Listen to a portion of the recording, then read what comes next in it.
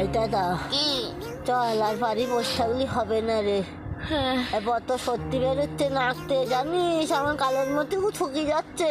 তোরে কি বলবো, আমরা কি দেখতেছিস? ডাক্তারখানাটা কোথায়? তুই ঠিক করতে পারবি না, তুই আমার সাথে চল। আমি জানি তুই বুদ্ধিতে কম, আমি কি জানি না? হ্যাঁ, তো সর্দি হলেও তোর তো কত থামেন না মতি। চল, আমি নিয়ে যাচ্ছি, চল আমার সাথে। চলো, ডাক্তারখানা খুঁজতে দিয়েছে, আমি যেন কিছু জানি না। তুই তো সব পারিস। জ্বর হয়ে গেছে তো এখনো মরি যায়নি, বুঝতে পেরেছিস? তুই আমার সাথে চল। আর চুপ করে সব কি বলছিস তুই? তুই হাতে পারছিস না কেন? কষ্ট হচ্ছে। এই ডাক্তার দিদি, তুমি আমার গায়ে হাতে দেখো, আমার কেরম জ্বর হয়েছে। আমার দাদা বিশ্বাস করছে না, দেখো।